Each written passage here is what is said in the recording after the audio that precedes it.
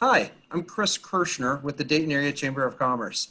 Thanks for joining me today with Lieutenant Governor Jon Husted to talk more about House Bill 606 and its impact on the business community. Civil immunity for liability was the number one priority for the Dayton Area Chamber of Commerce this summer. Our lobbying team worked diligently on this. We provided testimony to the General Assembly and the Ohio Legislature around this issue. But getting this in place was our top priority. And I'm excited that it was signed into law by Governor DeWine. And I'm excited that we have a good friend of the Dayton area, big friend of the business community, and our Lieutenant Governor, Jon Husted, with us today to talk a little bit more about the program. About the legislation. Lieutenant Governor, thanks for joining us. Thanks, Chris. Good to be with you. It's always good to rekindle my connections with the Dayton Chamber. Have a lot of spent many wonderful years serving the institution of the Dayton Chamber, and it's good to. And by the way, congratulations on taking over as its new leader. Phil served admirably, but I know that you're gonna provide the next generation of leadership. So it's good to be with you today. Well, thanks. I had a couple of good bosses that provided me a good training ground, so appreciate the help from all of you. And Lieutenant Governor, thanks for being here. I know you've been focused on supporting our business community and helping people get back to work. What were you hearing from our businesses across the state? I know you're familiar with the businesses here in the Dayton area, but you're privileged enough to be meeting with them all across the state. What are you hearing from them? And why is passage of this legislation so important to the business community? Well, you mentioned that it was your number one legislative priority. That makes a lot of sense because it impacts every one of your members. It impacts every business, every not-for-profit, even governmental employers like schools. I know that when I would talk with small businesses, they said, look, if we follow all the rules here, if we have all the proper protocols in place, are we still going to be potentially in jeopardy of getting sued over this? And do we have liability? Anytime you're dealing with something that's unknown, what do we want? We want some predictability. Businesses, they want predictability. If you're going to hire people back, you want to know that it's going to be okay to hire people back, and that you're not putting yourselves in a position where you're liable. And that's why Governor DeWine and I wanted to see the legislature act in this, because we knew it was important to business. If we want to put people back to work and we want to encourage employers to really have an incentive to do it safely, then this liability legislation was really important. I remember one conversation I had with a school superintendent. You ask what's going around the state. I heard one superintendent say, hey, I'm afraid to start school in the absence of some of these liability measures. So if it's if it's important to small business, if it's important to schools, it's important to everyone. And getting this passed and getting it signed into law was important. I think it gives predictability. It shouldn't have been controversial. It really wasn't controversial. I think everybody wants employers to do the right thing. And if they do, they shouldn't have to run the risk of litigation. It's great to see Ohio getting things done and passing bills that are going to help our business community safely get back to work. I've been out meeting with a lot of our members and our businesses, and every single one is being extremely safe and extremely cautious with their employees and with their guests and with their customers. And now having this legislation in place takes one thing off their mind so they can continue to focus on that safety of their employees and really getting back to work and bringing folks back to work. Yeah, think about this. If you're an employer, you say, if I do things right, I follow the protocols, then I'm not going to have to worry about litigation. It's the ones who don't want to follow the rules and really do want to, create an environment that's not safe. They're the ones who are in that gray area, and so it's an incentive for everybody to do the right thing. And we're seeing some momentum coming back to the Ohio economy as we try to do both things. We want to learn to live with the virus in our lives, keep people healthy, but also recognizing that the economy, that jobs, all of these things are the engines of our lives. They fund local government, they fund state government, they help people, make their mortgage payments and save for their futures. We've got to have businesses operating. We have people going back to work, and this is a piece in Ohio I think gives us a little bit of a strategic advantage over other states that haven't done these things, because employers are going to say, "Hey, let's go ahead. Let's bring some more people back to work because we know we're protected."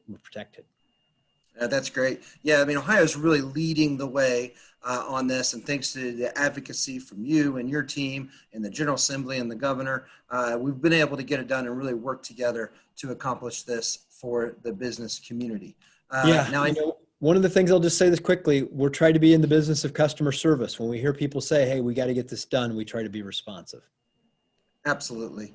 When the communities have been hurting, and you cannot have community wealth without business investment. And this is going to allow businesses to continue to invest in their communities and create that community wealth and bring everybody back together. So appreciate all your focus on that.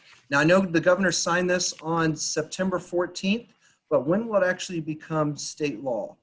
Yeah, it is. It will be December the 16th when it actually becomes law. So, it does take 90 days for a bill to become law after the governor's signature, and that will run that date out to December 16th. Oh, that's great. Well, we'll continue to keep our members abreast of all new information and the details of this legislation on our website. But before I let you go, I want to talk about one more thing. On a different subject, TechCred hit an astonishing milestone today. I know this has been a signature program of yours as the director of the Office of Workforce Transformation. Can you touch on what happened today and what this means for our businesses? Yeah, when Governor DeWine and I ran, we knew, look, I mentioned listening to people. What did business tell us? They said they couldn't find enough people to go to work.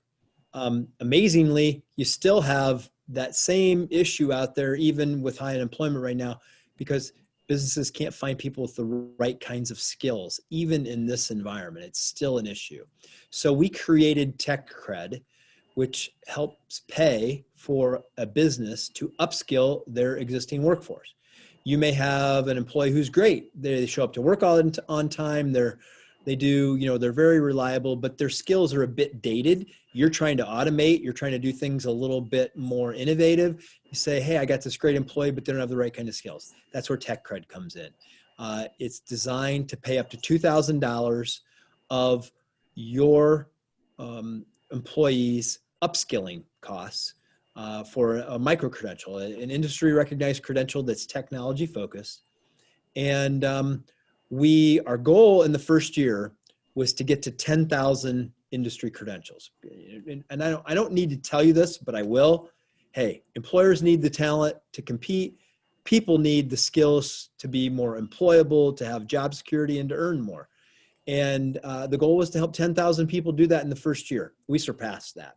Honestly, I didn't know if we could do it. You set aspirational goals to try to get people to do more, and we hit it. We hit over 11,000. I think we're 11,941 to be precise, of these skills that we were offering people the opportunity to get these credentials. And that was 983 Ohio employers who took us up on that opportunity. This is just in year one. This thing is working because it serves both goals, the employer's goal, the employee's goal. And just think about that. That's 10,000 people who are going to have a new credential. More than 10,000 people are going to have a new industry recognized credential, which is the currency of the marketplace right now, because it tells people you have a skill that's in demand. And every one of these skills that we're funding are in demand skills. And this has given Ohio a little bit of an edge, I think, over some of our competitors. And I hope this is just the beginning. I don't want to throw out numbers, but I've got big plans for this, and I want to really light a fire under Ohio's workforce system. As a matter of fact, I got my training at the Dayton Chamber, right? This is what I did back in the 1990s for the Dayton Chamber, trying to help businesses find qualified employees. And now we're taking it statewide. So appreciate the question, Chris. The foundation for what I'm working on here with this came in Dayton. We hope to make it thrive in Dayton and across the state of Ohio. Oh, that's exciting. Can't believe you're over 11,000 credentials and almost 1,000 businesses. You should, something to be proud of. And I think, you didn't have nobody knew, you didn't know, I didn't know that COVID was going to happen, but it happened. And what that's creating with a lot of businesses, as you know, is they are looking at new roles for some of their employees, ways of doing things different. Some folks have pivoted permanently, and being able to have access to this TechCred program to reskill good workers, retrain good workers, so they can continue to be employees of those businesses, continue to provide value to the employer, but maybe through a different credential, is extremely important now more than ever. So congratulations to you for a program well done, and I'm excited to see what comes. Great. Thanks, Chris. Thank you very much. Have a great day. Appreciate the time.